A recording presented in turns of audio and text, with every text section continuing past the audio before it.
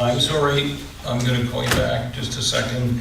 Thank you, Attorney Macy pointed me to the fact that for the second time I missed the agenda item, which is agenda item number 11D, and for that I apologize, so we'll back track to that with your permission, and that's discussion, possible action on section 2-58 motions, voting of the town of Waukesha.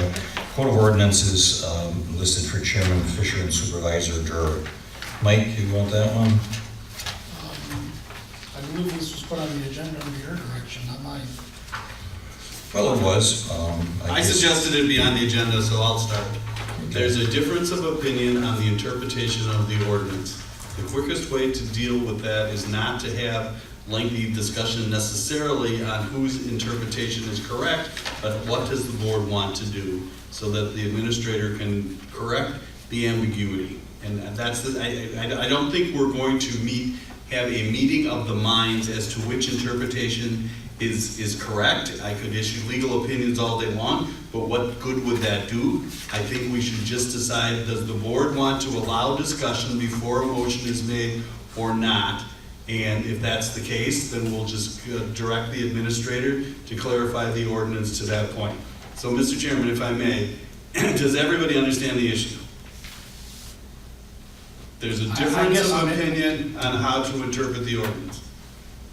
And that's just a fact. And you can read the documents to see that there is strong feelings and a difference of opinion.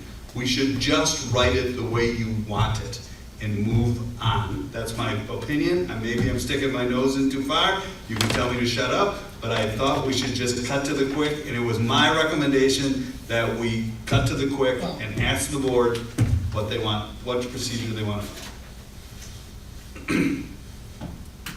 I'd be interested in your legal opinion, but apparently you're not interested in giving it, so I'll let the others chime in, I guess.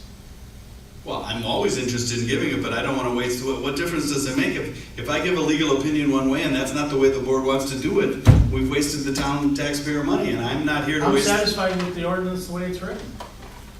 But it's your interpretation, though. You're satisfied with the way it's written if we interpret it your way. And Mr. Fischer, and I don't want to put words in his mouth, is satisfied with the ordinance too, if you interpret it his way. In Mr. Fisher's July 1st email, I think he agrees with me. He says, typically, in my opinion, members of the town board or the planning commission should not engage in debate until a motion is made and seconded and clearly understood by all present. If and when we head down that path, the chairperson of the meeting ought to remind all present of the need to place a motion on the floor. Okay, time out for a minute. You read a part of my response, which... Would you like me to read the whole thing? No, I'll read the whole thing, thank you. Okay. Which respectfully was taken out of context. I'll read the entire thing as long as you want to go down that path. And I wrote to you, as you correctly point out, on July 1st. I responded to your email communication of Sunday, June 30th, and I'll read my response. I said, "Good morning, Mike. Respectfully, I disagree with your interpretation/representation that our ordinance calls for there to be a motion and a second on the table prior to any debate or discussion. Rather, the ordinance says that, quote, there shall be a second to any motion prior to any debate or discussion of the motion." And I underlined those three words: discussion, debate, or discussion, motion. You overlooked those last three most important words. Simply translated, lacking a second, the motion dies. The ordinance does not prohibit the dissemination of information, the asking and answering of questions which are posed to clarify and deepen the understanding of the issue/matter, or preliminary discussion on the matter prior to someone making a motion. Then I'll reread it, the part you took under context, but typically, in my opinion, members of the board or the plan commission should not engage in debate unless or until a motion is made and seconded and clearly understood by all present.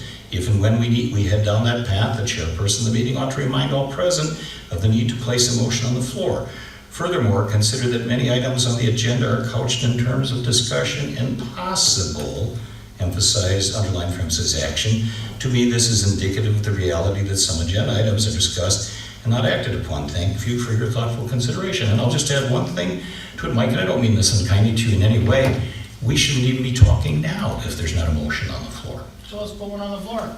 Go Mr. ahead. Chairman, I'll make a motion for discussion of section 2-58, motions and voting. All right, the motion dies for lack of a second. Where would you like to go next? Okay? Okay. All right, and my deepest apologies to all. That was about the quickest way for a second since your chairmanship. All right.